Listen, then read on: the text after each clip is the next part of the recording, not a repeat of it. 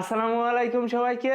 আজকে আমাদের আলোচ্য বিষয় পদ্মা কবিতা থেকে আসা গুরুত্বপূর্ণ ৭০টি এমসিকিউ। তাহলে চলো আমরা ক্লাসটি শুরু করি। ফররুখ আহমদ কত খ্রিস্টাব্দে জন্মগ্রহণ করেন? ১৯১৮ সালে। ফররুখ আহমদ মাগুরা জেলার কোন গ্রামটির সঙ্গে সম্পর্কিত? মাস আইল। ফররুখ আহমেদের পিতার নাম কি? সৈয়দ হাতেম আলী। সৈয়দ ফারুক কোথায় চাকরি করতেন? ঢাকা বেতারে। ঢাকা বেতারে ফররুখ আহমদ কি হিসেবে চাকরি করতেন? Staff writer. ফররুখ আহমদের সঙ্গে কোন দশকটি সম্পর্কিত? ৪০-এর দশক। ফররুখ আহমেদের প্রথম কাব্যের নাম কি?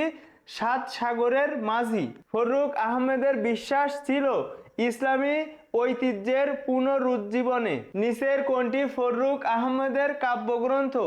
সিরাজাম মুনিরা।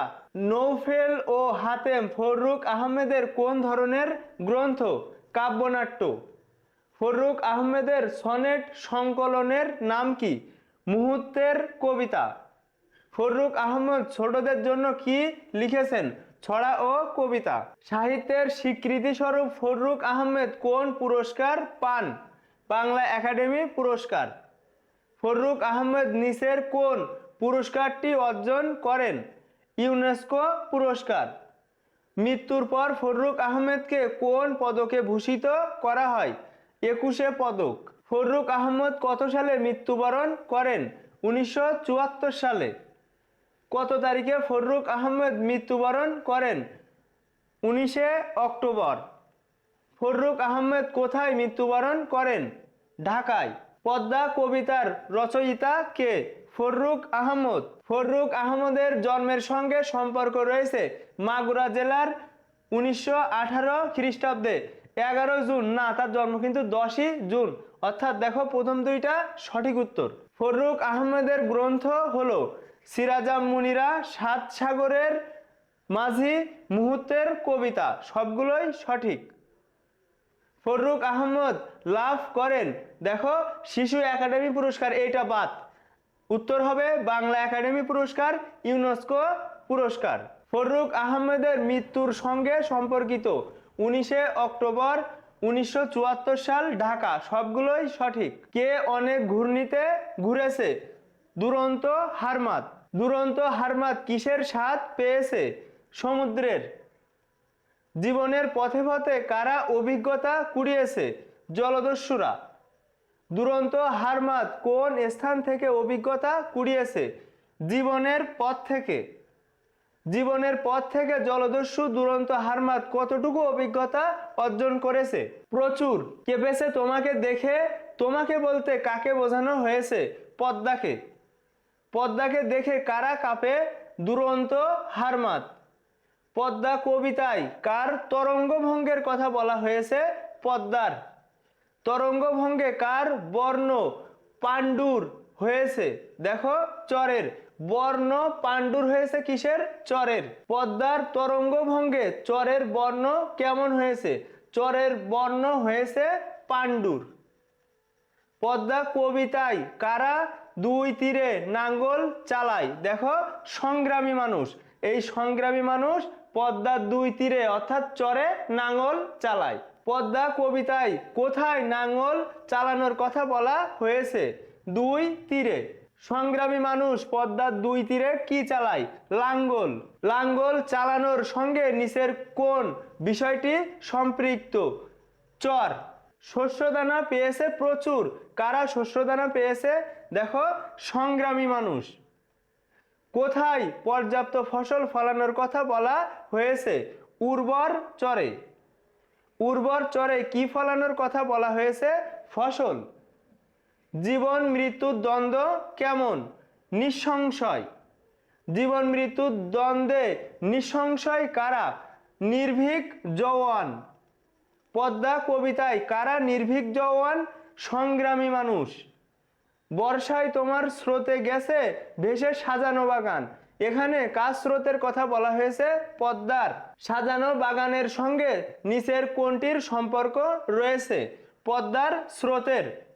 জীবনের অজস্র সম্ভার কখন ভেসে যায়? বর্ষার সময়। পদ্মা কবিতায় কেমন আহ্বান জাগার কথা বলা হয়েছে?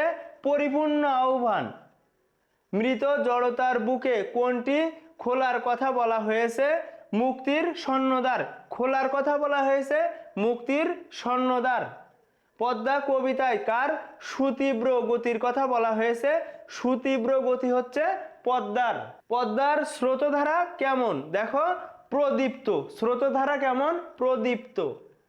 পদ্মা কবিতায় জলদস্যু হারমাদ জীবনের পথে অভিজ্ঞতা কুড়িয়েছে বহু বছর ধরে। এটা কিন্তু বাদ। এর সঠিক উত্তরটা হবে অনেক ঘূর্ণিতে ঘুরে সমুদ্রের স্বাদ পেয়ে, অর্থাৎ 2 ও 3।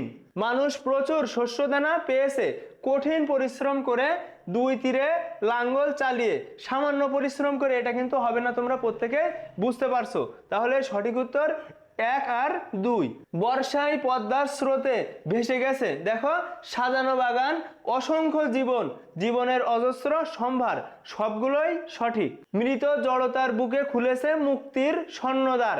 দেখো, এখানে পদ্মার সুতীব্র গতি, পদ্মার স্রোতধারা, পদ্মার উল্লাস। না, পদ্মার উল্লাস এটা কিন্তু হবে না, হবে পদ্মার সুতীব্র গতি, পদ্মার স্রোতধারা, অর্থাৎ 1 ও 2। হারমাদ শব্দের অর্থ কি? দেখো, পর্তুগিজ জলদস্যু। তরঙ্গ শব্দের অর্থ কি? ঢেউ। পাণ্ডুর শব্দের অর্থ কি? পাংশুটে বা পাশুটে। জওয়ান শব্দের অর্থ কি? বলবান ব্যক্তি।